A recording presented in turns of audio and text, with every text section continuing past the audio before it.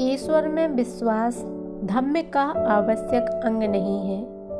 बुद्ध ने ईश्वर के अस्तित्व को अस्वीकार किया। इस संसार को किसने निर्माण किया, यह एक सामान्य प्रश्न है। इस संसार को ईश्वर ने बनाया, यह भी इस प्रश्न का वैसा ही सामान्य उत्तर है।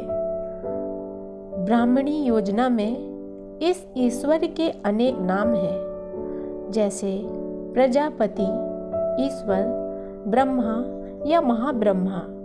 यह ईश्वर कौन है और कैसे अस्तित्व में आया? इन प्रश्नों का कोई उत्तर नहीं है। जो लोग ईश्वर में विश्वास रखते हैं वे उसे सर्वशक्तिमान, सर्वव्यापक तथा सर्व अंतर्यामी, सर्वज्ञ कहते हैं। ईश्वर में कुछ नैतिक गुण भी बताए जाते हैं। ईश्वर को शिव भला कहा जाता है, ईश्वर को न्यायी कहा जाता है और ईश्वर को दयालु भी कहा जाता है। प्रश्न पैदा होता है कि क्या तथागत ने ईश्वर को सृष्टिकर्ता स्वीकार किया था? उत्तर है नहीं, उन्होंने स्वीकार नहीं किया।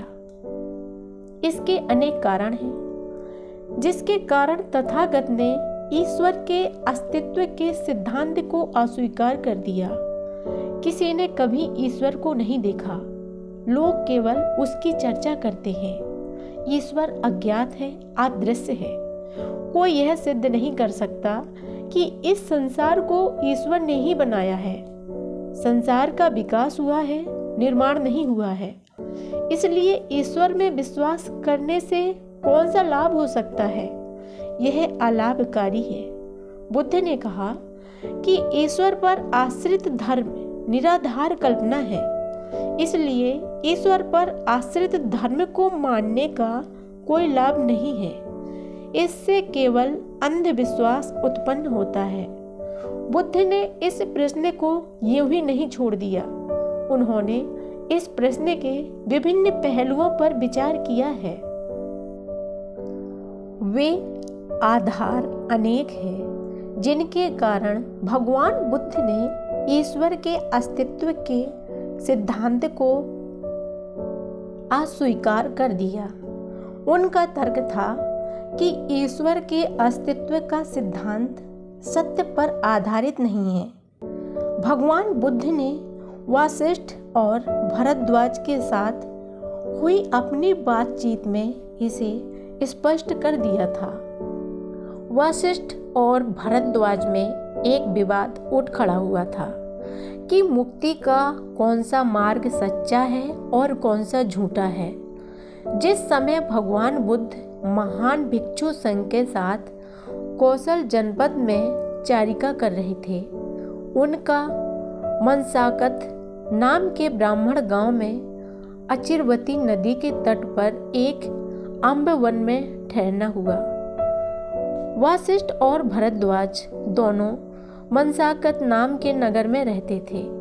जब उन्होंने यह सुना कि तथागत उनके ही नगर में ठहरे हुए हैं, तो वे उनके पास गए और दोनों ने भगवान बुद्ध के सम्मुख अपना अपना दृष्टिकोण प्रस्तुत किया। भरद्वाज बोला, तारुख्य का दिखाया हुआ मार्ग सीधा मार्ग है। यह मुक्ति का सीधा पथ है और जो इसका अनुसरण करता है उसे वह ले जाकर सीधा ब्रह्मा से मिला देता है। वशिष्ठ बोला, हे गौतम, बहुत से ब्राह्मण बहुत से मार्ग सुझाते हैं।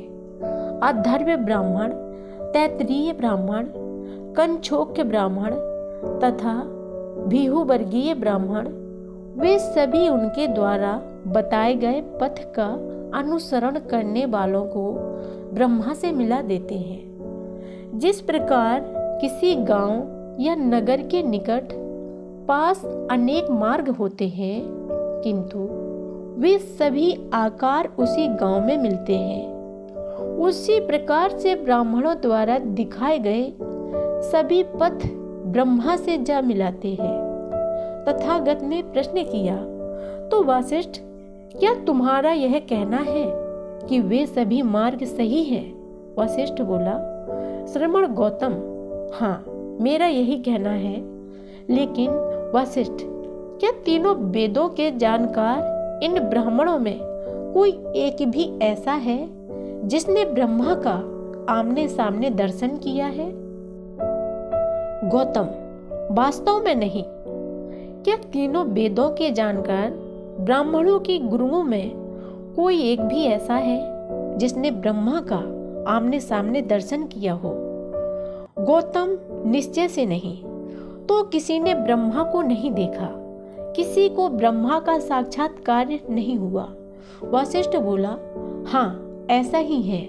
तब तुम ब्रह्मा के अस्तित्व के बारे में ब्राह्मणों के कथन को सत्य पर आधारित कैसे मानते हो? वशिष्ठ, जैसे कोई अंधों की कतार हो और वे एक दूसरे के पीछे चल रहे हों। ना आगे आगे चलने वाला अंधा देख सकता हो, ना बीच में चलने वाला अंधा देख सकता हो, और ना पीछे चलने वाला अंधा ही देख सकता हो।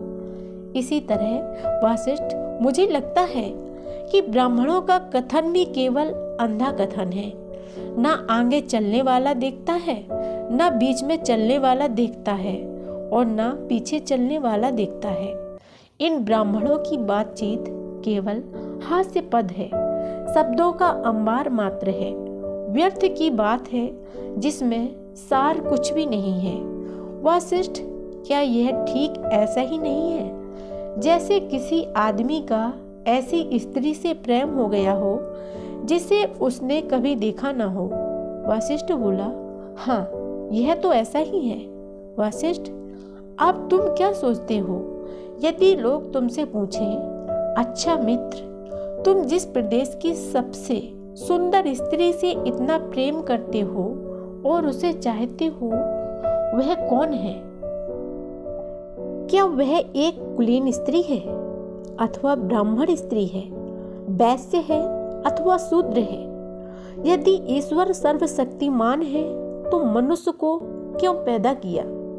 सृष्टि के तथा कथित रचयिता ब्रह्मा की चर्चा करते हुए तथागत ने भरद्वाज और वशिष्ठ को कहा, मित्रों, जिस प्राणी ने सबसे पहले जन्म लिया था वह अपने बारे में इस प्रकार सोचने लगा कि मैं ही ब्रह्मा हूँ, विजेता हूँ, अविजित हूँ, सर्वद्रष्टा हूँ, सर्वाधिकारी हूँ, मालिक हूँ, निर्माता हूँ, रचयिता हूँ, मुख्य हूँ, व्यवस्थापक हूँ, आप ही अपना स्वामी हूँ, और जो अब है तथा जो भविष्य में पैदा होने वाले हैं उन सब का पिता हूँ। मुझसे ही ये सब प्राणी उत्पन्न होते हैं। इसका अर्थ यह हुआ कि जो अब है और जो भविष्य में उत्पन्न होने वाले हैं, ब्रह्मा उन सब का पिता है।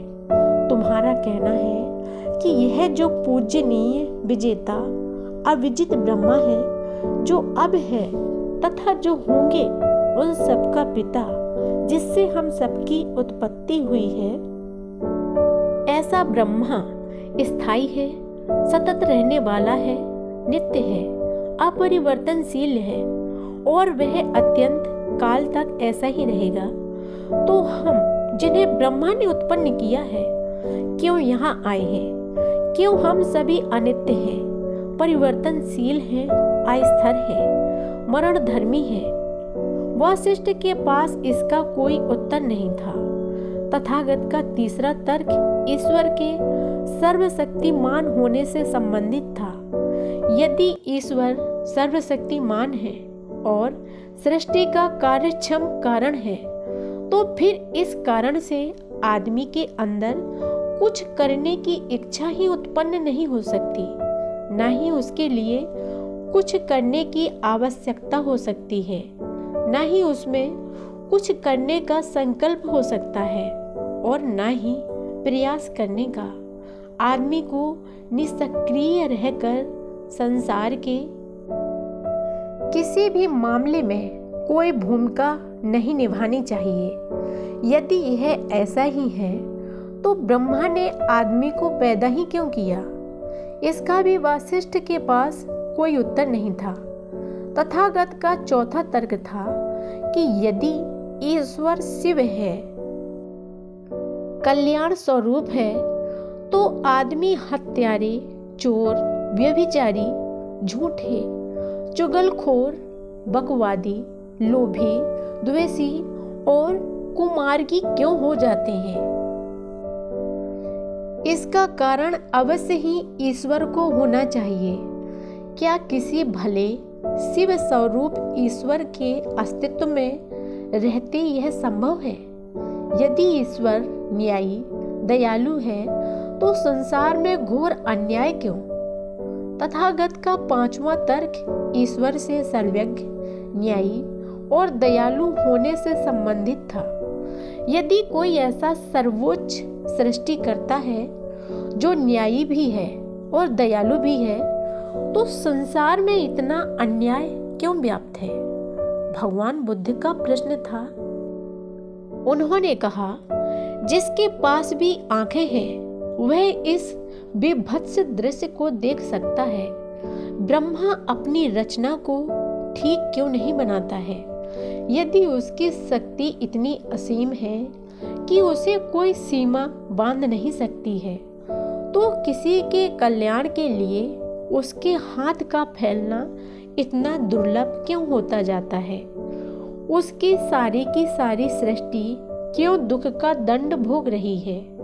वह सभी को सुख क्यों नहीं देता है? चारों ओर ठगी, झूठ और अज्ञान क्यों फैला हुआ है? सत्य पर झूठ क्यों बाजी मार ले जाता है? सत्य और न्याय क्यों पराजित हो जाते हैं?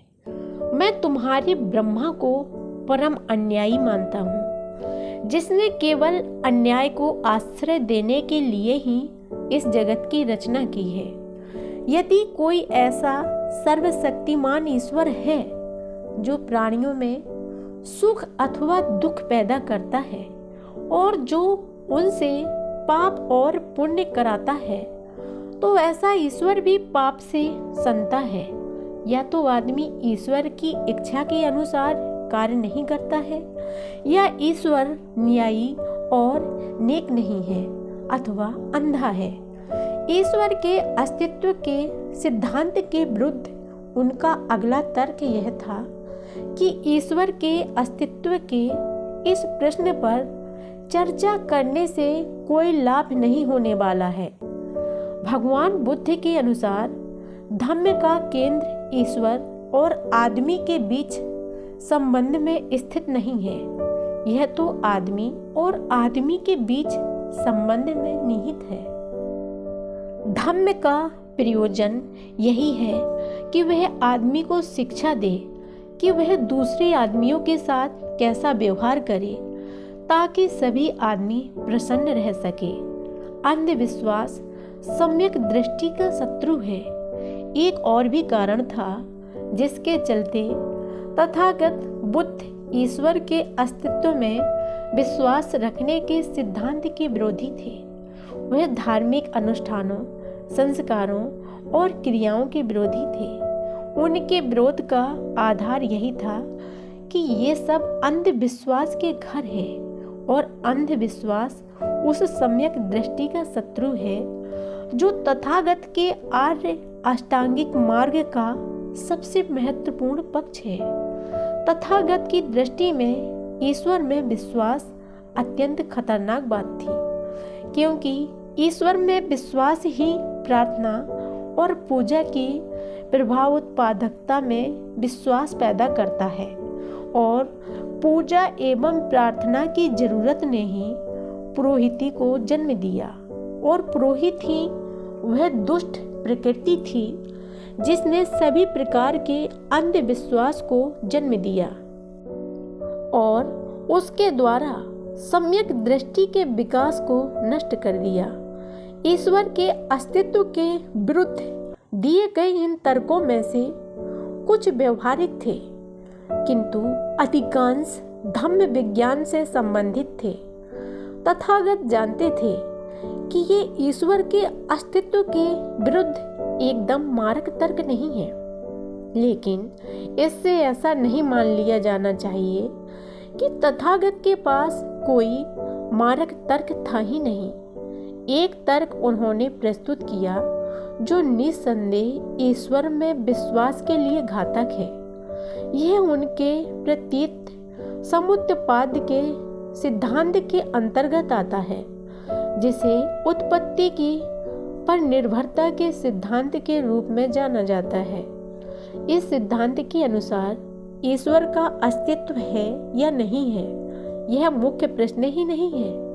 ना यह प्रश्न ही वास्तविक है कि क्या ईश्वर ने सृष्टि की रचना की। वास्तविक प्रश्न यह है कि रचयिता ने सृष्टि की रचना किस प्रकार की।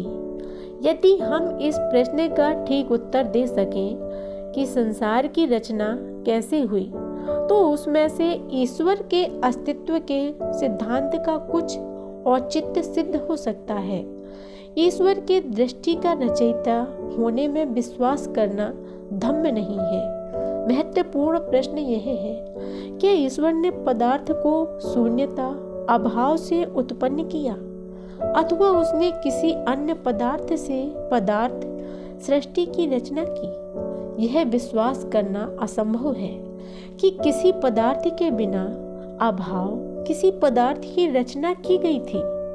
यदि तथाकथित ईश्वर ने सृष्टि पदार्थ की रचना किसी नए पदार्थ से की, तो यह पदार्थ जिसमें से नया कुछ पदार्थ उत्पन्न किया गया, वह ईश्वर द्वारा इस पदार्थ के उत्पन्न करने के पहले से अस्तित्व में था।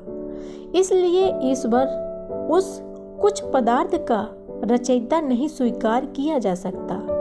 जो कुछ पदार्थ उसके अस्तित्व से पहले भी अस्तित्व में था। यदि ईश्वर के किसी भी चीज की रचना करने से पहले ही किसी अन्य ने कुछ पदार्थ में से उस पदार्थ की रचना कर दी है, जिससे ईश्वर ने सृष्टि पदार्थ की रचना की है, तो ईश्वर सृष्टि का आदि कारण नहीं कहला सकता। भगवान बुद्ध का यह अंतिम तर्क ईश्वर में विश्वास के विरुद्ध अकाट्य था।